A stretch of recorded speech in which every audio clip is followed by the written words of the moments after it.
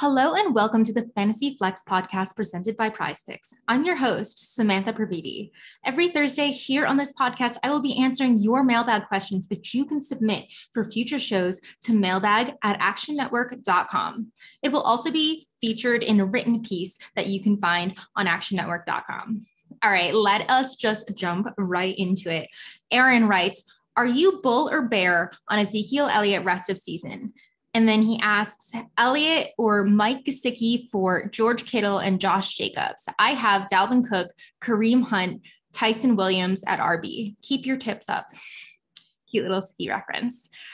So personally, I am bullish on Elliott rest of season. So yes, Elliott definitely put a lot of fantasy managers in a hole after a Thursday night dud on national television. It was 11 carries for 33 yards, caught 2 passes for 6 yards. Good enough to finish his RB 44 with 4.9 fantasy points. Hate to see it. Definitely not the performance that managers were hoping for, but I think it should have been at least somewhat expected. Like, you probably couldn't sit Elliott if he was on your roster, but it also was opposite the Buccaneers shut down front seven. So I don't think it's that surprising. Also worth noting that stat lines really just don't tell the whole story. Elliott was deployed in a blocking role a lot to protect quarterback Dak Prescott, who is returning from a major injury, to protect him from this Bucs front seven. I think that his role will shift as the season progresses. In terms of the trade, I am not exactly sure what side of the trade you are on, but in a vacuum, it's actually pretty even.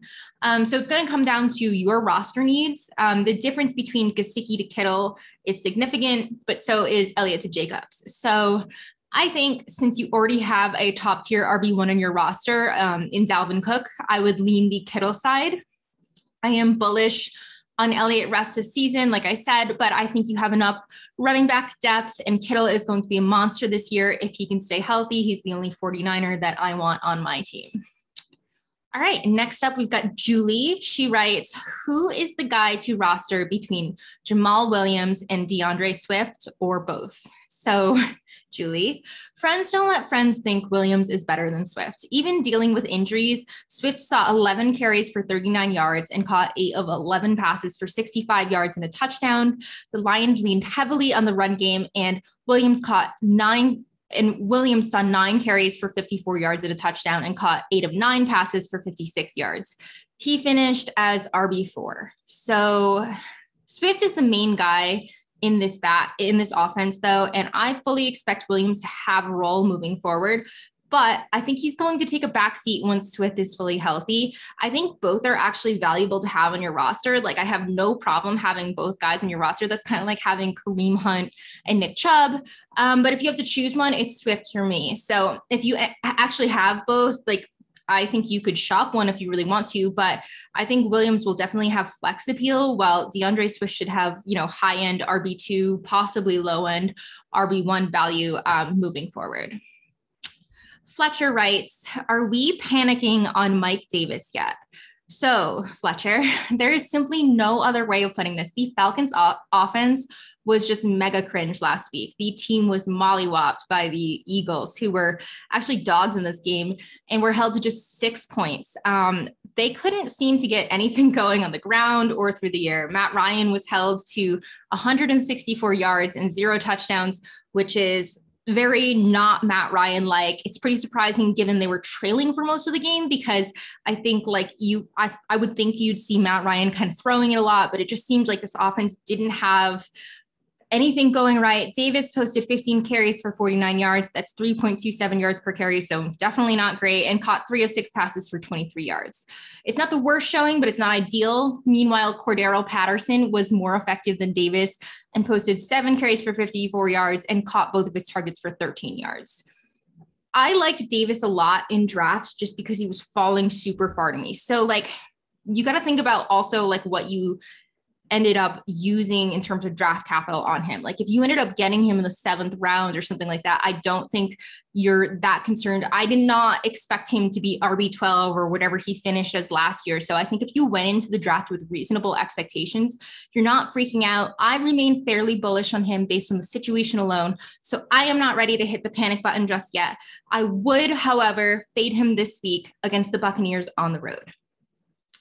So Mike writes, will Melvin Gordon be able to hold off Javonte Williams after his big first game? So Mike, I think this depends on what you mean by hold off Gordon. He obviously stole a show on the ground for the Broncos on Sunday, due in large part to a 70-yard touchdown. Williams actually saw more touches, though, in his rookie debut and posted 14 carries to Gordon's 11. He rushed for 45 yards and caught one target for -4 yards, good enough for 4.6 fantasy points. Definitely disappointing given many managers drafted Williams multiple spots ahead of Gordon. But honestly, this was the team's plan all along. Broncos insider Benjamin Albright, we've talked about this a bunch on KOA. He expected a 60-40 workload split, with Gordon getting the 60 side of that. So I don't think that's super surprising. And also like super encouraging that Williams did see as much work as he did. So I think obviously Williams is the long-term play. Gordon is in the second year of a 2-year contract he signed last year.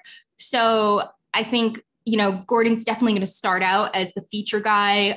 But it's, like I said, 60-40. So I think both of them are super valuable moving forward.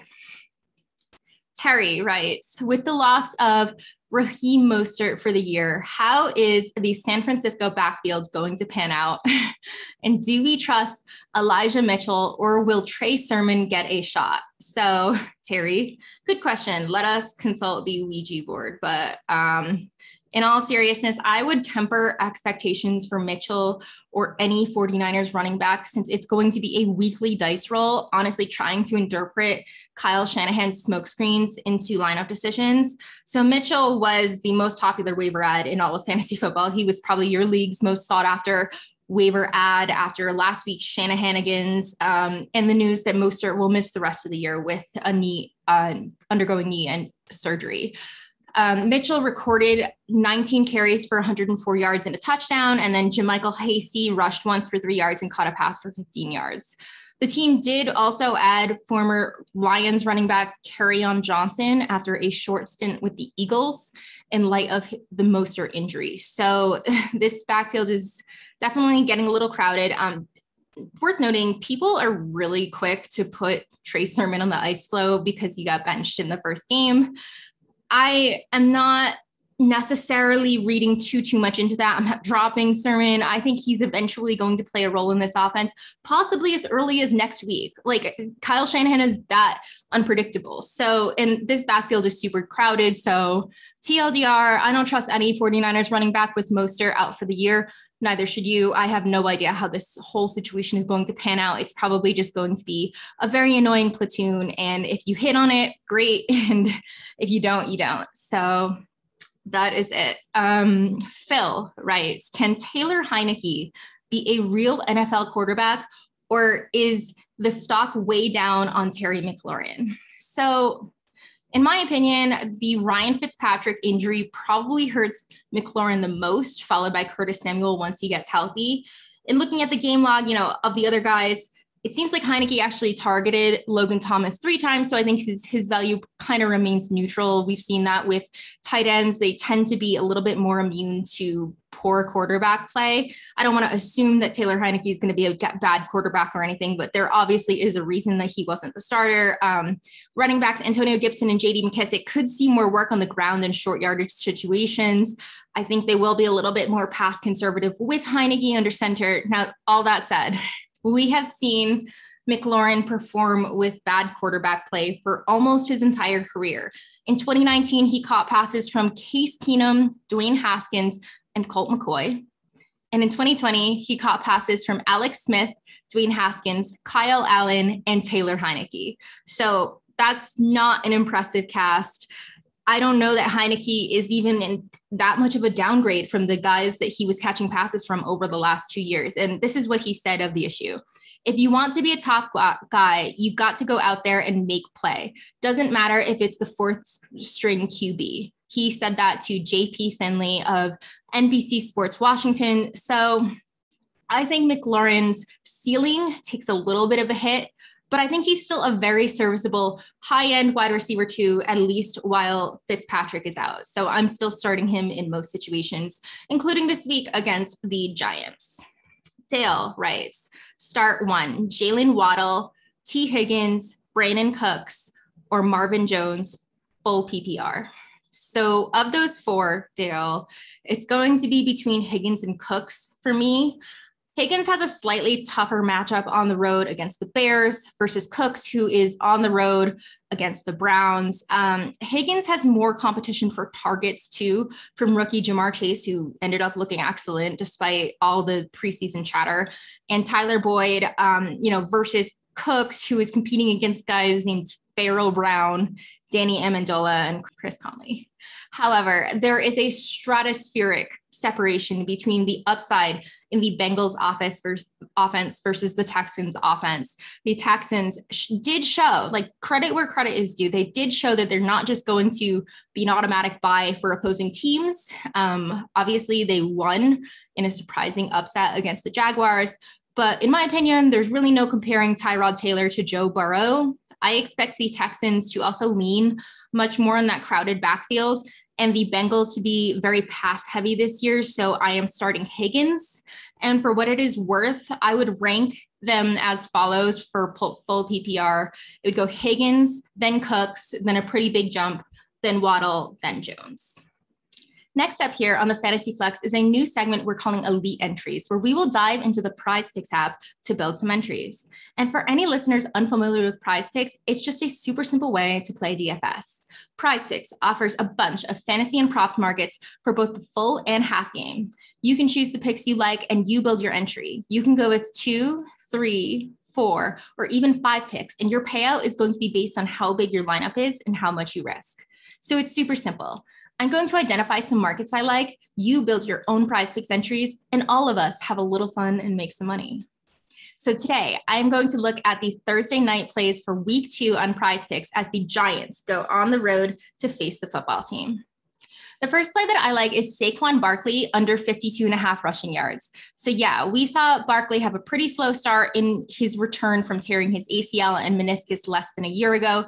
Saw 10 carries for 26 yards and caught 1 of 3 passes for 1 yard against a tough Denver run defense, all of which just equates to 3.2 fantasy points in half PPR. But I don't think that should really surprise fantasy managers. I mean, he spent a long time this offseason on the PUP list. He had surgery in October. So that's kind of a short turnaround for what is not just an ACL tear. And I don't say just as in like that's a small tear, but like it had meniscus involvement. So it's a major thing. I think that it was the Giants' plan kind of all along to ease him back into play. Don't get me wrong. I do like Barkley's long-term value, and I think you should probably go out and try to buy him low if you can, if the Barkley manager is freaking out. But the Giants face Washington's fearsome front seven this week. I've already talked about that, which isn't going to bode well for an immediate bounce back. So I like him to go under the 52.5 rushing yards. The next one I like is Antonio Gibson over 68.5 rushing yards. So Gibson was featured super heavily in Washington's close loss to the Chargers, with Ryan Fitzpatrick being knocked out of the game early. He saw 20 attempts for 90 yards, caught 3 of 5 passes for 18 yards. I think the football team is going to be even more bullish on the ground with Taylor Heineke taking over for Fitzpatrick, who is on IR now with the hip injury. And the Giants are pretty pedestrian against the run. Melvin Gordon had a 100-yard game last week. So give me Gibson to smash the over 68.5 rushing yards. The next one I like is Terry McLaurin over 65.5 receiving yards. So people are definitely going to be fading McLaurin with the switch to Heineke, but let's not pretend that he hasn't performed with subpar QB play in the past. I already told you guys about the interesting laundry list of quarterbacks that he's played against. It's really been his entire career. Last week, he caught all 4 of his passes for 62 yards. One of them was an absolutely insane pass. I think that the Chargers secondary is also going to be stronger than the Giants. So give me Terry McLaurin to go over 65.5 receiving yards. The last one I like is Sterling Shepard under 57.5 receiving yards. So Shepard is actually a sell high for me at this point. Yes, he looked good in the Giants' loss to the Broncos last week. He saw 2 more targets than anyone else on the team, caught 7 of 9 passes for 113 yards and a touchdown, but he is facing a tougher Washington secondary and pass rush that recorded the 5th most sacks per game in 2020. I think that's going to be tough for Daniel Jones. I think this offensive line is still pretty untested, not great. We're going to see him on the run a lot. I also expect Kenny Golladay to see increasingly more targets as time goes on, while Golladay adjusts to the new offense, the change at quarterback, and recovers from his hamstring injury. So this is an easy under for me. It kind of feels like people are just a little bit reacting to one really good game from him. And I just don't know that I'm there yet for Shepard. All right. So that is our elite entry for Thursday Night Football, going with Saquon Barkley under 52.5 rushing yards, Antonio Gibson over 68.5 rushing yards, Terry McLaurin over 65.5 receiving yards, and Sterling Shepard under 57.5 receiving yards. As a reminder, you can mix and match fantasy points and player props to make your lineups super spicy, and PrizePicks markets move, so you're going to want to be nimble to lock in the best numbers. If you haven't created a PrizePicks account yet, please check out the link in our episode description because PrizePicks has a special offer for Fantasy Flex listeners. They will match your first deposit up to $100. Just click the link in our episode description or visit prizepicks.com and use promo code ACTION10. All right, let us keep it moving here on our mailbag episode. All right, next question is, Joel writes, week 2, I need 1 wide receiver, Robbie Anderson, Mike Williams, or Courtland Sutton. So, Joel, I feel like it is a toss-up between those 3. Like, those are really, really close for me. You didn't specify format, but I think that they're all kind of really close. I think I'm going with Sutton with the slight edge just due to the matchup. So Sutton had the worst week 1 of those 3. So I understand the aversion. He's also coming off an injury. He caught 1 of 3 passes for 14 yards and clearly lacked chemistry with new quarterback Teddy Bridgewater that Jerry Jeudy did have with him. So that said, Jerry Jeudy is out for 4 to 8 weeks with this high ankle sprain. Really don't know when he's coming back. That like high ankle sprain is what is keeping Michael Thomas sidelined at this point. So anyway, that's going to mean that the other pass catchers are going to have to step up. This, in theory, should result in more targets for Sutton, as well as Noah Fant, KJ Hamler, and Tim Patrick. I think the Broncos intended to ease Sutton in, who is returning, like I said, from a torn ACL. He is on the road this week against a Jaguars defense, which allowed a Tyrod Taylor-led Texans team to throw all over the place. Say that 10 times fast. It should be a great bounce back spot for Sutton, who now has a clear path to be the team's wide receiver 1 once again. Anderson has the toughest matchup of the trio against the Saints at home. It's a little bit of a recency bias, but like New Orleans just held the Packers, who were one of the most fearsome offenses last year, to just 3 points. Davante Adams was held to just 5 catches for 56 yards in the effort, and Aaron Rodgers was intercepted twice by Marcus Williams and cornerback Paulson Adebo.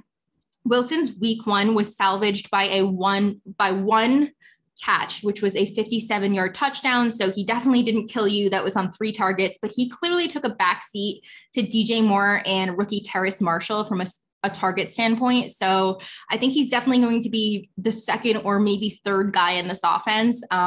So I don't like that. Plus the matchup. Williams is definitely interesting. He had the best week 1 of the group. He caught 8 of 12 targets for 82 yards and a touchdown, and faces a very permeable Dallas secondary this week. The Chargers offense is also more pass heavy of the 3, the most pass heavy of the 3, I should say, which should mean more opportunities, but Wilson is still the clear number 2 behind Keenan Allen, while Sutton is probably the team's wide receiver 1 now that Jeudy is out. So it's extremely close, but Sutton gets the edge. I would rank these 3 as follows for week 2. It goes Sutton, then Williams, very close, and then Anderson a few spots below. Andrew writes, what is your season-long outlook on Corey Davis? I drafted him in multiple leagues because I liked the value. Can he be a high-end wide receiver 3? Did week 1 just confirm my priors because I was bullish? Appreciate any insight on him. Yeah, Andrew, Davis looked super sharp in his debut for Gang Green. He reeled in 5 catches on 7 targets for 97 yards and 2 touchdowns. Absolutely phenomenal. This was all from rookie Zach Wilson. He was clearly the top target for Wilson. He scored 24.2 fantasy points in half PPR, finished as wide receiver 5. That said, I do expect Davis to come back down to earth over the next 2 weeks. The Jets have a brutal week 2 matchup against the Patriots, whose coach Bill Belichick is just notoriously adept at shutting down rookie quarterbacks. They then face the Broncos on the road in week 3. Season long, though, I do expect him to be in that high-end wide receiver 3 range. I think you got a great value on him because people were just so down on the Jets offense. So congrats, and congrats on probably winning your week 1 matchup. At 90 Space Dad writes, flex help, full PPR league, Miles Sanders, Robbie Anderson, or Sterling Shepard. All right, so of those 3, it's got to be Sanders for me. I get the temptation to lean receiver in your flex spot, especially in PPR formats, but Sanders gives you a pretty guaranteed floor over the 2. He was the feature back against Atlanta in week 1. He saw 19 touches to Kenny Gainwell's 11. The team is going to use both backs, but I think Sanders is going to be the main guy right now. It is the Eagles' home opener against the 49ers, who are coming from the West Coast on a 1:00 game. They looked very permeable against the run against the lowly Lions last week. Jamaal Williams and DeAndre Swift had good games. I think he is the best matchup of the trio, and I like him in terms of upside this week. So Anderson, we kind of just talked about, his week 1 was totally saved by that 57-yard touchdown. Clearly not Sam Darnold's top option, which is honestly a little bit surprising. I thought he would lean on Anderson a little bit more just because they did play together before, but Anderson faces the Saints at home this week, whose defense looked super stout, held the Packers to a field goal. So I think that's definitely a tough matchup. And then Shepard, definitely the lone bright spot in the Giants loss. We talked about him. He saw 2 targets, more than anyone on the team, caught 113 yards and a touchdown. Kenny Golladay caught 4 of 6 passes for 64 yards, and Darius Slayton caught 3 of 7 passes for 65 yards. I expect Golladay to be heavily targeted once he fully recovers from this preseason hamstring injury. Like, they didn't go out there and spend all their money during free agency to have a guy sit on their bench and, play number 2 to Sterling Shepard. So I think this is going to hurt Sterling Shepard's target share. The Giants also face Washington this week, whose secondary and pass rush are going to be a problem for Daniel Jones. So I am going Sanders, and I would rank these 3 for week 2 as follows: Sanders, then Anderson, then Shepard. At Fauci is God writes, Antonio Brown or Elijah Mitchell. So again, with the 49ers backfield, Mitchell has Shanahan's favor for now, which probably means JaMychal Hasty is going to go off this week, or Trey Sermon is going to go off this week. In all seriousness, I'm going to temper expectations for Mitchell or any 49ers running back. It's almost like we don't learn, including myself. Like, we just don't learn that Kyle Shanahan cannot be trusted for fantasy. No one except for George Kittle can be trusted, but it's going to be very difficult to interpret his smoke screens every week. Sermon's eventually going to play a role, possibly as early as this week. So I think it's just really, really tough to trust anyone, including Mitchell. He has a significantly tougher matchup than Brown does on the road against the Eagles, who just boxed up Mike Davis last week. Davis looked pretty bad against them, so could be possibly a little bit Mike Davis. But I don't know. With that platoon, I'm just not super excited to start Mitchell, whereas Antonio Brown completely stole the show in the NFL opener against the Cowboys. He looked like vintage Antonio Brown. He was the Buccaneers' top receiver and caught 5 of 7 targets for 120 yards and a touchdown. Tampa's offense was just firing on all cylinders in week 1, and they get another cupcake matchup this week at home against the Falcons, bottom of the barrel pass defense that just made Jalen Hurts look like Peyton Manning. So it is a Brown by a landslide for me. Maxwell writes, would you rather start Deebo Samuel or Mike Davis, 12-person PPR? Thank you. Maxwell, I am going with Samuel, even though I just kind of bashed the 49ers. I think he's a little bit of a sell high at this point. He seems to be in Kyle Shanahan's good graces for now.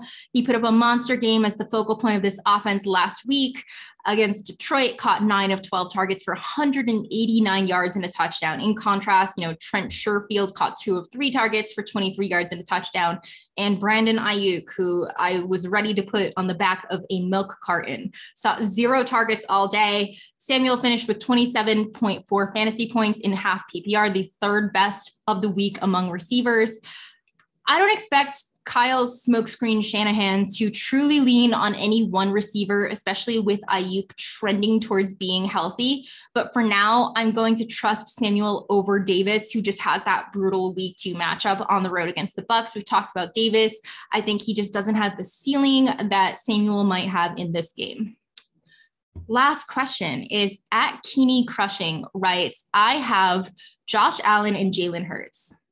Should I try to trade one of them for a running back? I currently have Jamaal Williams as a insurance policy for DeAndre Swift and Latavius Murray as my only bench running backs. If so, what running backs are the right value for each quarterback? So I'm going to assume this is a 1 quarterback league. This was not specified, but I'm going to assume it is, considering you're trying to shop one of them. I would absolutely try to flip one of them for a running back, assuming that is your leanest position. Like, I'm just making a lot of assumptions since I can't see your roster. Okay, moving on to the next part of this question. Comparing quarterback and running back values is just super, super tough. It really just varies based on your league's positional scarcity and manager's needs. Like, if someone really needs a quarterback, they're going to pay more. That said, some of the really nice buy low running backs I like this week are Clyde Edwards-Helaire, Ezekiel Elliott, Saquon Barkley, Aaron Jones, and Najee Harris. Now, I'm not saying that any of those managers that have them rostered are going to be willing to flip them for a quarterback, but I think that one of them might be in that range. Allen will probably fetch more in terms of running back value. And I'm personally fine having either of those guys as my lone quarterback. So I would probably try to shop Allen, though you might be selling a little low on him at this point after his kind of embarrassing week 1 performance against the Steelers. Another obstacle you might have in flipping one of your quarterbacks would be the dearth of injuries to any top quarterback in week 1. Obviously, a good thing. Like, we're not wishing any injuries on anyone. But if you are trying to flip one of them, I might wait until someone gets injured. Like, it's totally inevitable. I mean, someone will get injured and you can then kind of jump on their needs, but also maybe the manager that has Aaron Rodgers or Ryan Tannehill is panicking, in which case send them the offer. Like, if they have if they have lots of running backs on their roster, I could see it happening. So anything is possible. Just don't send like ridiculous trade offers. That's obviously the worst. All right, that will do it for this mailbag episode. As a reminder, Sean Kerner and Chris Raybon are here on the Fantasy Flex every Monday, Wednesday, and Friday, giving you guys all the DFS, waiver wire, and rankings info to help you dominate your fantasy leagues. I will be back next Tuesday with another round of 21 questions with special guest Adam Rank from NFL Network. And I'll be back next Thursday with another mailbag episode. So don't forget, please send any mailbag questions to mailbag@actionnetwork.com. Thanks again for listening. Please rate and review our show on Apple Podcasts. Download us wherever you like to listen, and we will see you next time on the Fantasy Flex presented by PrizePicks. Peace out, y'all.